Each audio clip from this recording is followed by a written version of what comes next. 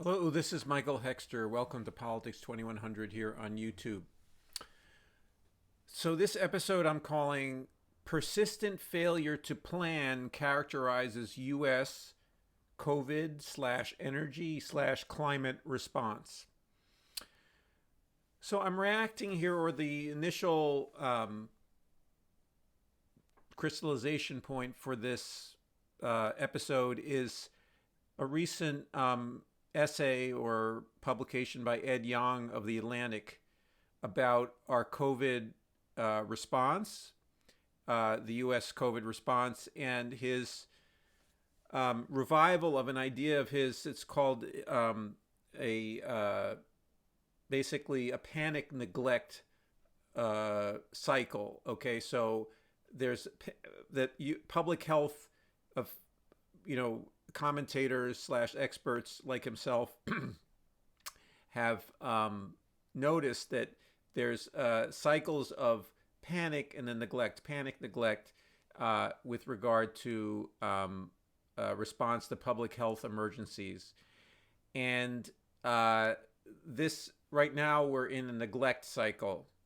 And in some sense, what Yang talks about is that this cycle has speeded up with COVID, in that we currently are facing a new wave, or likely facing a new wave in the United States. Certainly, the new wave is breaking in places like South Korea and also England.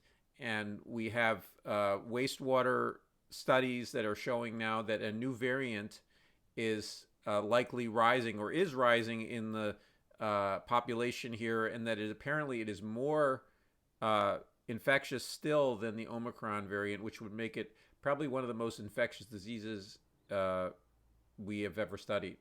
And so now it may be less severe or as severe as Omicron, but Omicron wasn't a walk in the park for some people, and has contributed to hundreds of thousands of deaths worldwide, and also in the United States, maybe also a couple 100,000 deaths here. So, but overall, maybe 1 million deaths worldwide.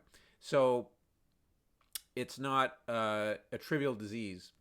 And anyway, but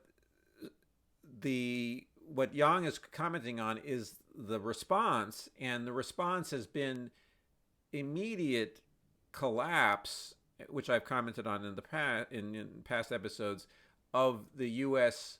COVID public health measures, anti-COVID public health measures, almost collapsing just as the Omicron wave basically was hitting. The first wave was hitting, or was subsiding. So giving up and essentially anticipating, hoping for the best as the Omicron wave was surging, and now hoping for absolutely perfect conditions of almost zero need for further public health or anti-pandemic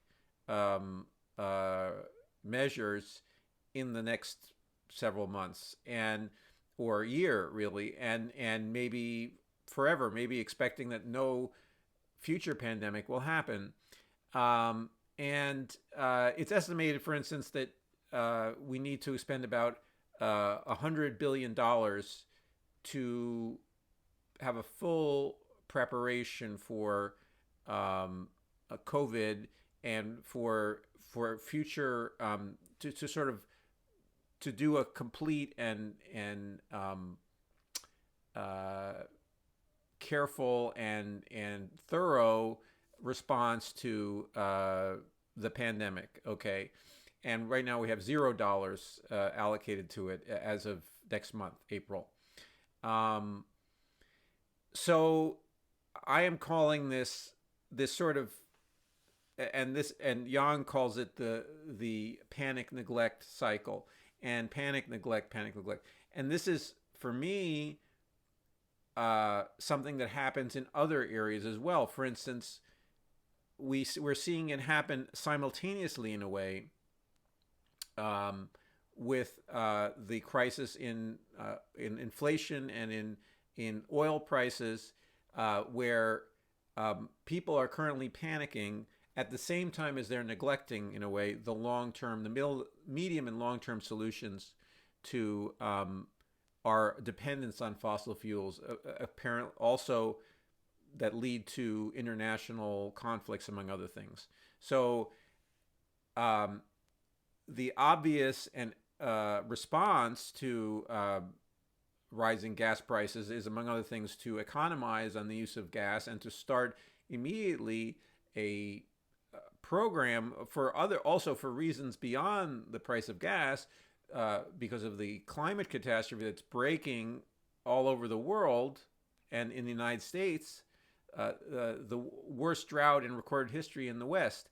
I can go on and on. So all of these things are reality knocking on the door, saying we need to do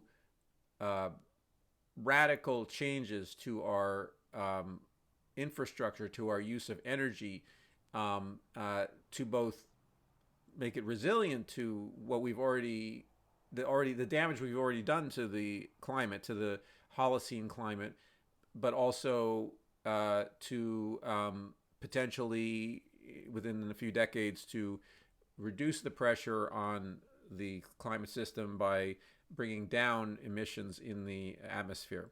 So, or certainly stopping the increase where it is right now and then bringing it down. But and both of those are hard to do, okay? Because we're currently adding at a rapid rate emissions. So, and all of that addition comes from these scarce fossil fuels that need to be sourced from the ground, that make Europe extremely dependent on Russian oil and gas, and make us dependent on our own oil and gas, plus the market price of that oil and gas, because it's shipped overseas in an international market, and therefore the price of what we pay has to do with the demand of those, demand and supply of those throughout the world, including in developing countries and also in the developed countries as well. So anyway, so the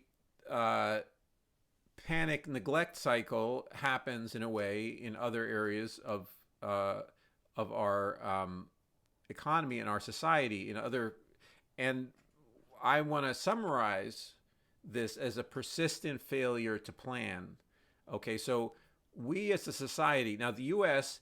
leads the world economy. We are supposedly the example economy, even though there are many different flavors of capitalism that exist in the world that are not exactly modeled on the U.S. But the United States, since the Second World War, has been the dominant, certainly has had the biggest voice in terms of structuring the world system of commerce and of what is considered to be prosperity, and how to achieve prosperity, and how to create a livelihood and support the human species, through our economic activity.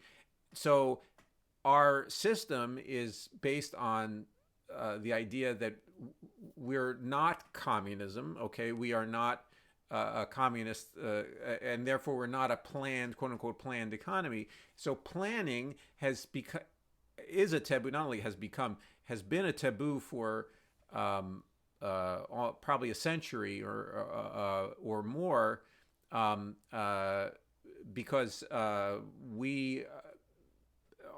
our system, the leaders, the ruling class of our system, is threatened by the idea of planning, and sees it as incipient communism, or an overthrow of their power to decide what they want to do with their capital, what they want to do with their resources that they control.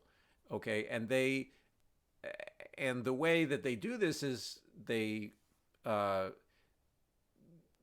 have substantial influence over governments through their wealth and through other means, capital strikes and so forth and so on, or playing one nation against the other, and also to and through their wealth, obviously, to create a system where planning is made to seen as being inefficient, communistic, and wrong, basically, or wrong, and against. It's inefficient, okay, in some form or other. So, and this, unfortunately, now meanwhile, capitalists or corporations do their own internal planning for the purposes of their own needs, okay? So it's not as though there's no planning. And people also plan within their own lives. They plan to, buy a house, they plan to start a family, they start a family. They, there's all kinds of planning that people do within the context of our society, our capitalist society. But there's no overarching planning that involves the whole society. Each unit of society, so a corporation or a household, for so on, does its own planning.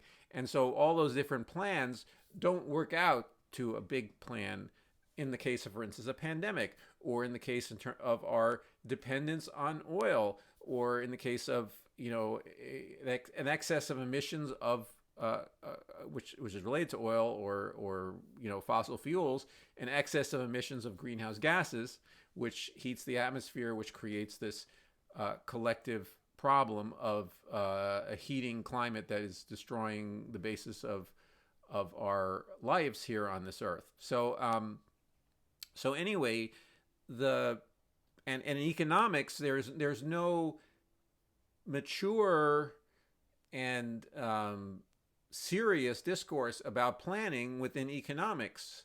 It's considered to be off the table because of its association with communism, and therefore and there's all these ways in which markets and the allocation via the price mechanism of various resources is considered to be the most optimal, or the optimal way, and also and any other way to do that in terms of some kind of government bureaucracy deciding something is considered to be either taboo, or it's done on the side.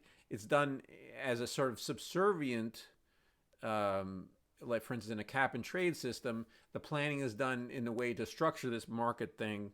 And that so there is an element of planning, but it's supposed to be subservient to this market, this play, this trading of carbon credits and offsets, the permissions to pollute the global commons. So anyway. Planning has been under appreciated and under not undertaken. Okay. Furthermore, just without appreciating, and that we have politicians who are at the merest suggestion of anything to do with planning, they immediately freak out. So we're talking about the right wing, and they start, accusing you of being, a communist, any number of different things, and un-American, so forth and so on. And this leads to and I probably should do another video on this lack of planning. The corollary of lack of planning is an impulse-ridden society, an impulse-oriented society where there's no impulse control, and impulse control is a key feature of all of the areas that I'm talking about here: the COVID response, energy, and climate. In that we need to, as a society and also as individuals, start to plan our impulses in such a way that we don't either infect ourselves or infect the people near us, and also as a society, reduce the viral load in our society in order so we can emerge from the pandemic that's sort of the more immediate thing. But then also, our the fossil fuels have been the little genies or jinns, you could say, DJINN, this sort of these kind of magical spirits of the desert. These helpful, supposedly helpful, or magnifiers of our own wishes and our own impulses, so we can just get in our cars and drive, or go to Expedia and buy our plane ticket and fly somewhere. And so, and that those impulses are at the base of some of our problems as a society, in that planning has been demoted to, or has been relegated to niches of our society, where in a corporate boardroom, or in the sort of serious time in the family when we're dealing with a serious issue, or that's been. But meanwhile, we are awash with messages and so forth and so on, that's about fostering our impulses and maximizing the gratification of our impulses. And so, and we have we have political leaders, that most importantly, political leaders who have an ideology that foster impulse riddenness. Okay, they foster a lack of impulse control. Okay, and that that leads to them fighting against those instances in our government that would plan some. They're not, and so we don't have a full-throated. We don't have a full-throated, neither in academia nor in the public sphere nor in the halls of power. We don't have advocates who say we have to plan, we have to plan, we have to plan. We are not planning. Why are we not planning? Okay, why are we not? Why are we constantly falling behind? Okay, why we don't have people who do this? Because they're afraid of appearing like a scold, like a gray, green eye shade person, or the kind of the. I mean, they're professions where you do retirement planning, you do whatever, house planning, if you're trying to, so there are certain. It's attached to certain activities, and prudent people should be engaging in those things, but those are very individualized, and that has nothing to do with our collectivity and how we structure our commons, or the way our overall society, the macro planning is. We do micro planning. Sometimes people do micro planning very well. Sometimes corporations do micro planning very well, and if they do it well, they tend to succeed relative to other, within the context of a society. But in terms of our overarching macro society, we have no one standing up for planning.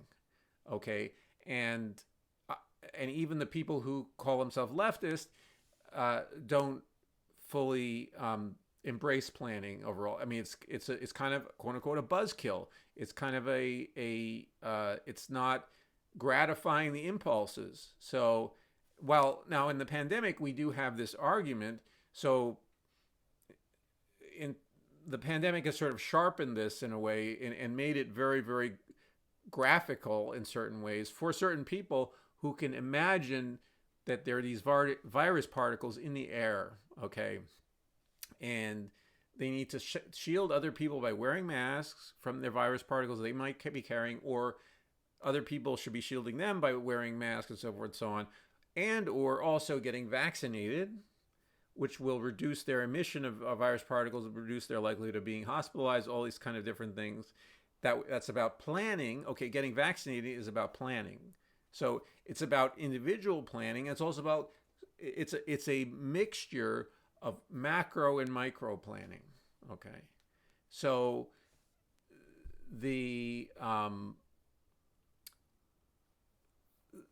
the morality play that we see that people engage in around COVID, where they are saying, I'm a good person because I'm, whatever, I wear a mask, and I get vaccinated, and I try to avoid X, Y, and Z, and so forth and so on.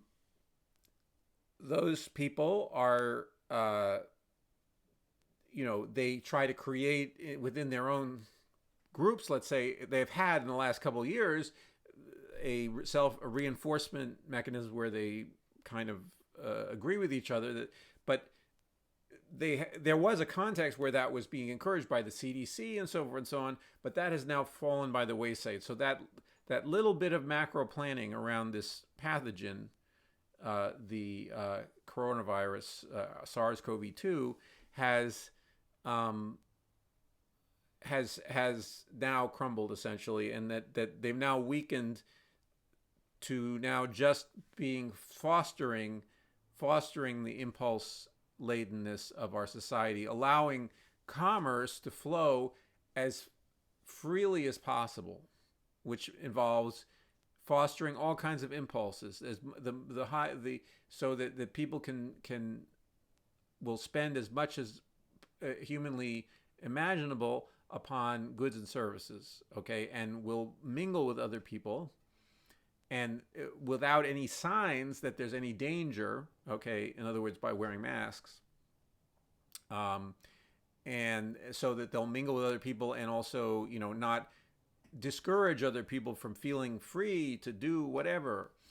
So now, not all elements of our society are doing that, but still, we have New York City, for instance, getting rid of its very successful vaccine mandates in restaurants and so forth and so on. So this is all this giving up of the idea of planning, and the idea of using the precautionary principle, that you would anticipate some harm in the future that you want to avoid, so you would do X, Y, or Z to do that. So now COVID is now for people who can imagine that there are these various particles that are hanging out and being emitted by people and so forth and so on, potentially with statistical likelihood either getting you or people ill, and or getting them hospitalized, and or killing them, okay, with statistical probabilities, and that are not insignificant. And then but there are many people who don't say, I can't imagine that, I think it's a lie. So that's some of the political fights around the virus have to do with that divide in our society, as well as political actors. So higher up the food chain, are political actors who see the benefit of setting off that conflict, of setting off people who can't imagine that there's this problem, who don't work in healthcare, for instance, who don't understand, the dangers of, illness, airborne illness, so forth and so on. But on that scale, but even a bigger challenge is looking at this huge issue of, in terms of climate change, dealing with our impulses and managing our impulses and gratifying our impulses enough, our drives, our appetites. Another way to think about impulses is appetites. Gratifying them sufficiently while also radically changing the energy basis and also the material basis, in terms of the material flows in our society, to reduce the atmospheric burden, and then basically to level it off at, let's say, 350 parts per million in the atmosphere. So, which it's way over that right now, about 420 something. Anyway, this is all, so the lack of planning in our capitalist ideology has led us to all of these problems. Okay, and so we need to re-embrace planning, because it's part of some of our strengths as humans is that we can plan. We have the abilities to plan, and we need to also plan collectively on a broader social scale.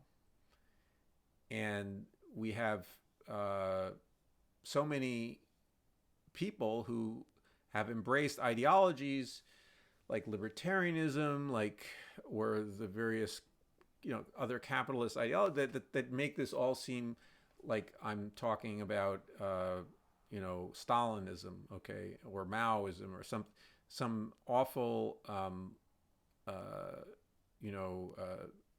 totalitarian system. And it's true that those systems existed and they did rely on centralized planning, but it doesn't have to be that way. Okay, and we need to distinguish our abilities to plan and also plan together as a society in some form of democratic way that brings out the most adult parts of the most anticipatory parts of our minds, brings us together on those, so we can work together to create livable plans to deal with pandemics, to deal with climate catastrophe and and fossil energy dependence. So anyway, I hope I'm going to stop here, but I hope some of the things I said may have inspired you to. So please, comment below, and maybe we can discuss in the comments some of these issues. If you like the video, please like, and also if you're enjoying Politics 2100, please subscribe. And I look forward to seeing you in the next video.